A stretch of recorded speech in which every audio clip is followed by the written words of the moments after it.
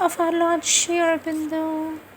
Our Lord Sri Aurobindo says, the secret of success in yoga is to regard it not as one of the aims to be pursued in life, but as the one and only aim, not as an important part of life, but as the whole of life.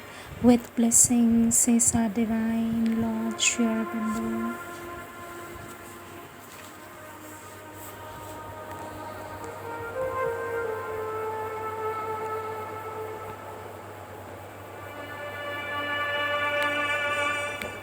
Words of our Divine Mother from the book The Mother, written by Sri Aurobindo, with comments by our Divine Mother. Question: Sweet Mother, what does a candid faith mean? This is taken from page 148. Question: Sweet Mother, what does a candid faith mean? For this our Divine Mother says, candid, it is simple, sincere, and does not doubt. We speak mostly of the candor of a child who has a simple faith without any doubts. Question: Sweet Mother, do we push the divine grace away from us every time we make a mistake? For this our Divine Mother says, you push it away every time you make a mistake? Well, there are two different kinds of mistakes. There is the fault committed through ignorance. That remains a fault and it puts a veil between the grace and you. But it is a fault made without knowing that one is making a mistake. But as soon as one knows that it is a mistake, one must absolutely refrain from making it, because each time one makes it, it is true that one builds a wall between oneself and the divine grace. There is a very big difference between the mistake made through ignorance, which one will not make again as soon as one knows it is a mistake, and the mistake made knowingly that it is a mistake. And this indeed is obstinacy. And this is more serious.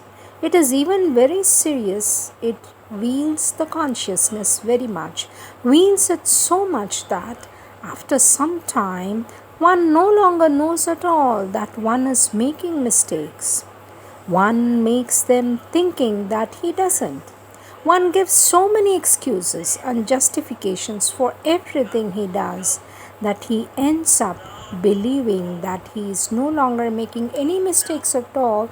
Then here it becomes very serious, because one is incorrigible.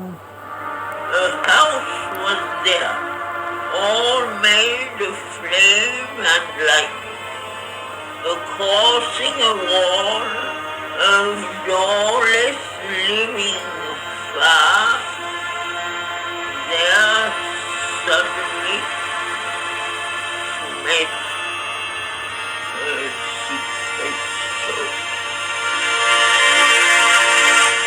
Question: Sweet Mother, what does an egoistic faith tainted by ambition mean? For this our Divine Mother says, yes, for instance, if one wants to become somebody very important, to a very high position, or attract the admiration of people around him, to become a great sadhak, a great sannyasi, a great yogi, etc., somebody quite important, that is called having a faith full of ambition. You have the faith that this may happen, you have faith in the divine, but it is for your own small personal vain glory, and this is no longer something pure, sincere, and true. It is something that's entirely for personal profit. Naturally, there is no question in this of any self-giving. It is a hoarding of forces as much as it is possible for you to hoard them. That is to say, the very opposite of the true movement. This happens much oftener than one would think. This movement of ambition is often hidden right in the depths of the being, says our Divine Mother. This moment of ambition is often hidden right in the depths of the being, and it pushes you like this from behind. It whips you so that you get on. It's a kind of veiled pride. Question, sweet mother. Why do these people receive the force since the divine knows that they are not sincere? For this, our Divine Mother says, listen, my child. The divine never goes by human notions in his ways of acting. You must get that well into your head once and for all. He probably does things without what we call reasons. But anyway, if he has reasons, they are not the same as human reasons, and certainly he does not have the sense of justice as it is understood by them or by men. For example, you imagine very easily that a man who is craving for wealth tries to deceive people in order to get money. According to your idea of justice, this man ought to be deprived of all his wealth and reduced to poverty. We find that usually just the opposite happens, but that, of course, is only a matter of appearance. Behind the appearances, there is something else. He exchanges this for other possibilities.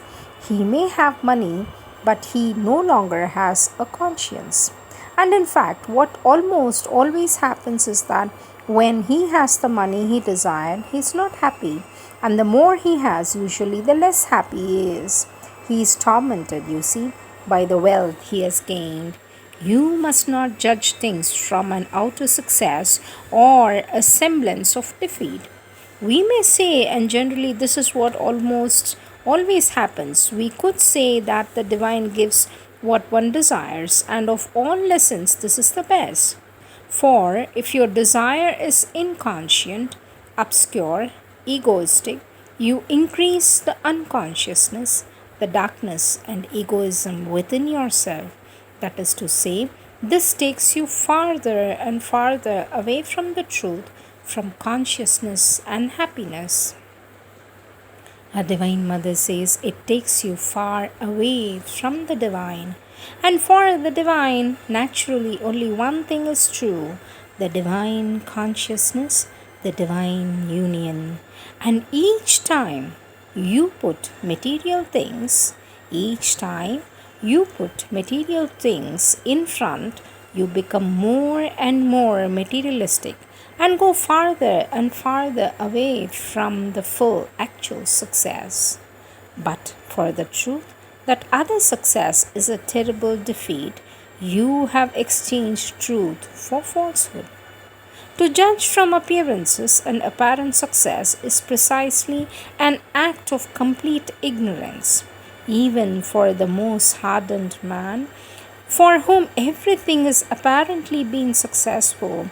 Even for him there is always a counterpart, and this kind of hardening of the being which is produced, this veil which is formed, a thicker and thicker veil between the outer consciousness and the inner truth, becomes one day or another altogether intolerable.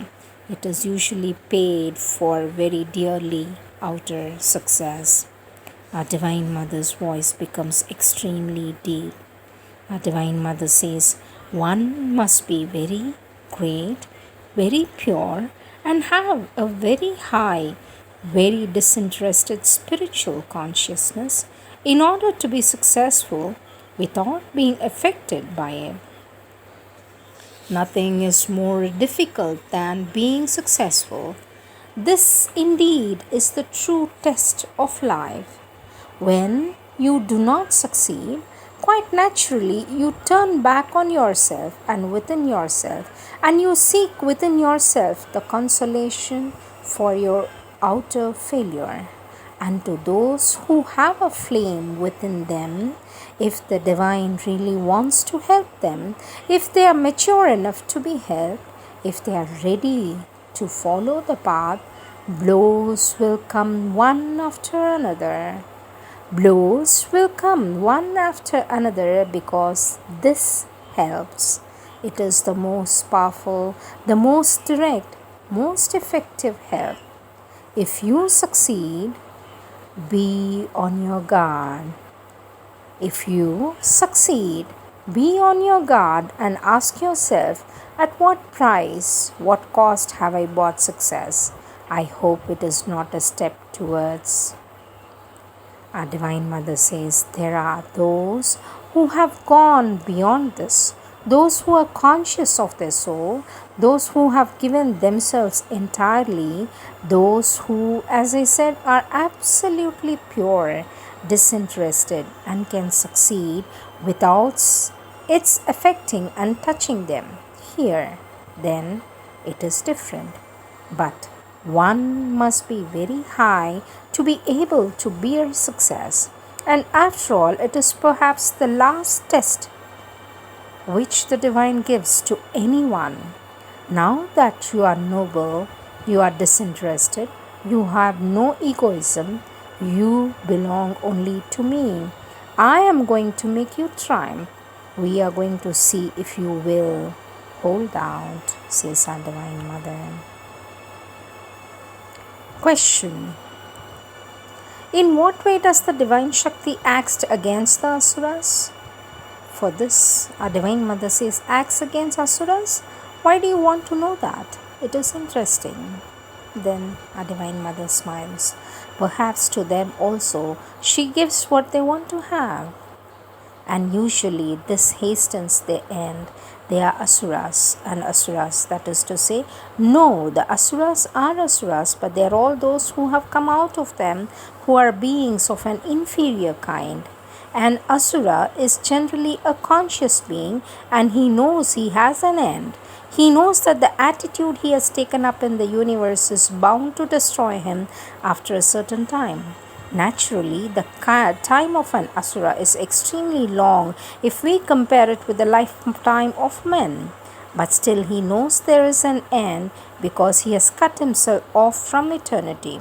And so he tries to realize his plan as totally as he can until the day of his complete defeat. And it is a possibility that if he is allowed to do it, the defeat will come sooner. It is perhaps for this reason that at the time great things are about to be accomplished, it is at this time that the adverse forces are more active, most violently active, and apparently the most fully successful. They seem to have a clear field. It is perhaps in order that things may be more rapidly finished. Question, sweet mother, what does mental arrogance mean? For this, our Divine Mother says, mental arrogance, that means what all of you have. And then our Divine Mother smiles. I do not know a human being who does not have mental arrogance. There are those who have a little, there are those who have much, there are those who are entirely made up of it. The mind, by its very nature, is something essentially arrogant. It fancies that it can know, it imagines that it can judge, it spends its time passing judgments on everything, within you, on yourself, on others, on all things.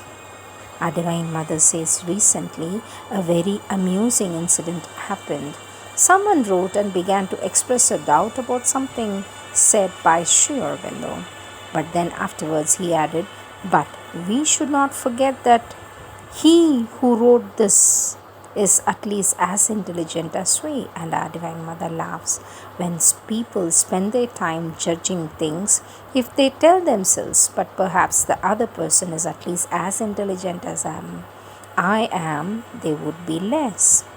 But you have only to observe yourselves. You can observe yourself, catch yourself at least 100 times a day with a mind which decides everything, knows everything, judges everything, knows very well what is good, what is bad, what is true, what is false, what is right, and also how one could or one should act, what this person should have done, how to resolve this or that problem. All men know, you see. If they were at the head of governments, For instance, they would know very well how to manage everything, but people don't listen to them, that's all.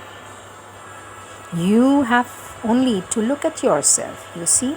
You will catch yourself all the time, not to speak of those who have long ago decided about all the errors God has committed and how the world would be if it were they who had commissioned to make it. Then question, with the touch of the divine grace, how do difficulties become opportunities for progress? A divine mother says, opportunities for progress? Yes. Well, this is something quite obvious. You have made a big mistake. You are in a great difficulty. Then, if you have faith, if you have trust in the divine grace, if you already rely on that, you will suddenly realize that it is a lesson, that your difficulty or mistake is nothing else but a lesson, and that comes to you to teach you to find within yourself what needs to be changed. And with this help, the grace of the Divine Mother, the divine grace, you will discover in yourself what is to be changed, and you will change it. And so, from a difficulty, you will have made a great progress, taken a considerable leap forward. This indeed happens all the time. Only you must truly, sincerely aspire, that is, rely on the grace and let it work in you. Not like this, one part of you asking for help, another resisting as much as it can because it does not want to change. This is the difficulty. And all that he is seeing all the time is completely, totally, sincerely, without reserve. For if there is one part which has an aspiration and the other being giving itself, there are other parts, a smaller part, a bigger one, which hides nicely right at the bottom, keeps absolutely quiet so that it may not be found, but which resists with all its might not to change. And so, no wonders, oh, I had such a beautiful aspiration, I had a good will, a great desire to change, and I am not able to. Then, of course, your mental arrogance comes in and says, I didn't get the response I deserve. The divine grace doesn't help me. I am left alone to shift for myself. It is not that. It is that hidden somewhere there, that's tiny something which is coiled up there, doubled up self, turned itself, well hidden right at the bottom of the box, which refuses to stir. When the effort, aspiration, wants dies down, this springs up just like that, gently, and then it wants to impose its will and makes you do exactly what you didn't want to do and what you decided you would not do, and which you do without knowing how or why. Because that thing was there, it had its turn for small things, big things, for details, even for the directions of life. Our Divine Mother says, one must have a strong grip, unshakable resolution. One must have something like that, a determination to know what one wants to do and do that, and rely on the divine grace. These are the words of our Divine Mother.